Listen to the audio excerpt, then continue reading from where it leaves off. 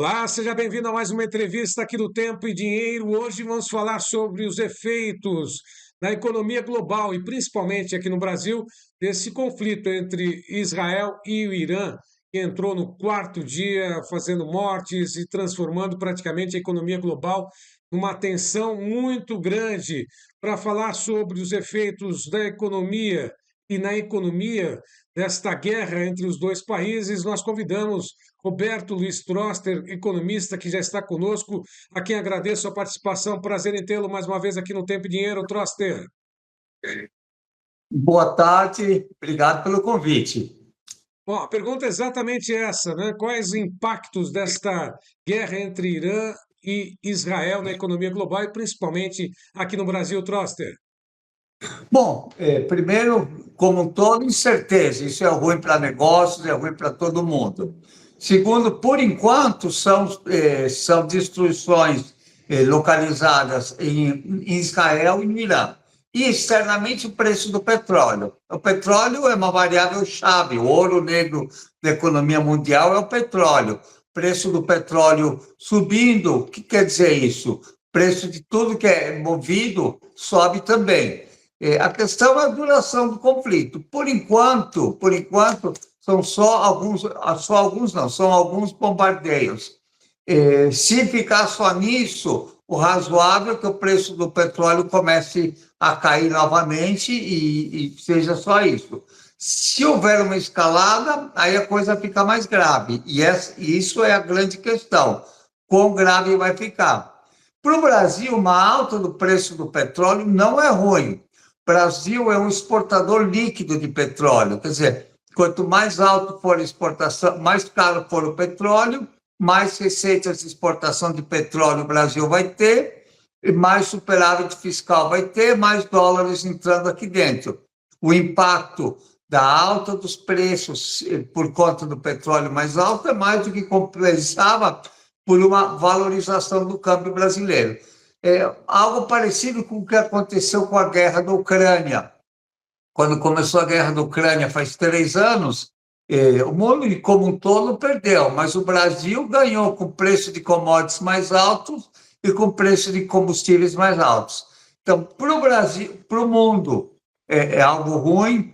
Para o Brasil, obviamente, qualquer conflito é ruim. O Brasil tem uma vocação pacifista, mas economicamente não é um cenário perdedor para o Brasil. Agora, é lógico que todo esse impacto do preço do petróleo deve também pesar sobre o preço dos combustíveis, gasolina, óleo diesel e até mesmo gás de cozinha aqui no mercado interno. Isso, de alguma forma, chama atenção também, não, Troster? Chama atenção, sim, mas o que você tem é que você tem que ver, o preço do petróleo sobe e o preço do dólar cai. Você tem que ver qual das duas forças ganha mais. Essa é uma questão importante. Quanto que vai subir o petróleo e quanto que vai se valorizar o câmbio por conta de uma entrada maior de recursos. Só o tempo pode ser, mas não vai ser um impacto muito grande, de qualquer maneira. Bom, de alguma forma, essa variável, né, que a gente pode acompanhar, ou por dizer assim, esse equilíbrio entre o dólar e o preço do petróleo, mesmo com a alta do preço do petróleo, caiu um pouquinho hoje, US$ 69 e 86, movimento de realização bem provável, né? Agora, o dólar, ele tende a também, num momento como esse, a ter uma pressão menor. Isso pode acontecer, porque o dólar, pelo que parece, está perdendo também diante de outras moedas, não só diante do real, né? Quer dizer que o equilíbrio seria esse, né? O preço do petróleo, mesmo que subisse, o dólar em queda daria um equilíbrio.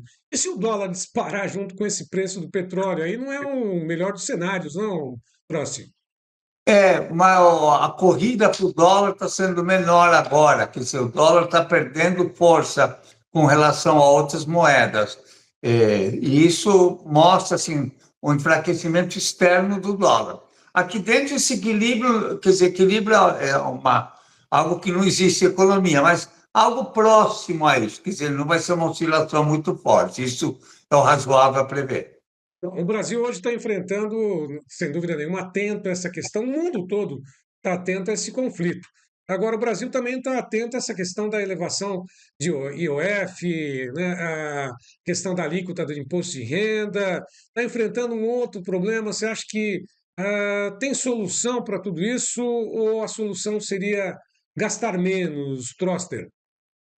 Bom, primeiro, óbvio, a solução é gastar menos, mas é difícil falar onde gastar. O que você deve fazer é rever as obrigações constitucionais, rever tudo isso, né? Mas algumas coisas podem ser feitas. Primeiro, na conta juros. Hoje, o Brasil vai gastar 17 vezes mais no superávit em juros do que no superávit primário. A gente tem que começar a analisar melhor essa conta juros. A conta juros é ruim. E parte dessa ruindade da conta juros são por gastos desnecessários. Por exemplo, reservas remuneradas de bancos. O mundo inteiro já acabou com as reservas, depósitos compulsórios, né? Menos ainda depósitos compulsórios remunerados. Isso pode ser solucionado, é só uma mudança de política monetária. Outra mudança de política monetária, a gente vai ter reunião depois amanhã, nova decisão, seria começar a usar o câmbio para estabilizar a inflação. Isso também não é feito. Então, você tem outras medidas que você pode fazer. Algumas medidas do IOF foram ruins. Se você sobe a tributação sobre o crédito, o que acontece? Em vez de você apagar a demanda, você atrapalha a oferta. Crédito mais caro é menos investimento é menos produção, é mais inflação. Então, foi um tiro no pé. Outro tiro no pé, em vez de fazer corte de gastos, o pacote fez um bloqueio de gastos. Bloqueio, o que quer dizer? Que você vai continuar na linha da água. No momento em que a receita sobe, ele vai começar a gastar o mesmo de novo. Devia ter feito o corte, mostrasse um comprometimento maior com a estabilidade fiscal. E, de alguma forma, essa questão, se aprovada, se não for derrubada pelo próprio Congresso, entra em vigor no ano que vem, isso, de alguma forma, desestimula os investimentos, né, entre, lógico, dos investimentos de longo, médio, longo prazo, né, que hoje estão aí remunerados, com a taxa de juros, e até então isentos, que vão, a partir de 2026, né, caso não seja derrubada essa cobrança, vão ser cobradas alíquotas de imposto de renda sobre eles. Isso, de alguma forma, desestimula o investimento? Será que todo esse capital que hoje está nesses fundos, nesses investimentos, podem vir para o mercado e, de alguma forma, a economia dá um respiro? Ou isso também é um outro tiro no pé, Troster? Não sei se essa lógica seria realmente possível, né? Saem dos investimentos, vai para o mercado como um todo, em forma de compra de imóveis, de bens, enfim, isso pode acontecer ou não? Não, ó, com 14,75 de taxa de juros, números redondos, né? 15%, inflação a 5%, mais ou menos 10 pontos de diferença de juro real. Isso não existe em nenhum lugar do mundo. Você pode tributar, se você tiver alguma diferença, vai ser na margem. Tem que tributar. Eu acho uma injustiça social que você tributa o trabalho com até 27,5% de alíquota, e o governo está propondo 17,5% só para aplicação financeira. Então, você tem que tributar a aplicação financeira, sim, é importante, sim, não, é mais justo do que tirar dinheiro do crédito. Quer dizer, hoje você está tributando quem não tem, porque quem está pedindo emprestado, e está isentando quem aplica. Então, eu acho que tem que, nesse sentido, eu acho que o governo está certo, sim. Bom, e de alguma forma essa questão de crédito, né? Principalmente quando a gente vê aí plano safra com juros abertos, né? De 20% pelas instituições financeiras. Isso pode acontecer, inclusive, de aumentar mais essa taxa de juros.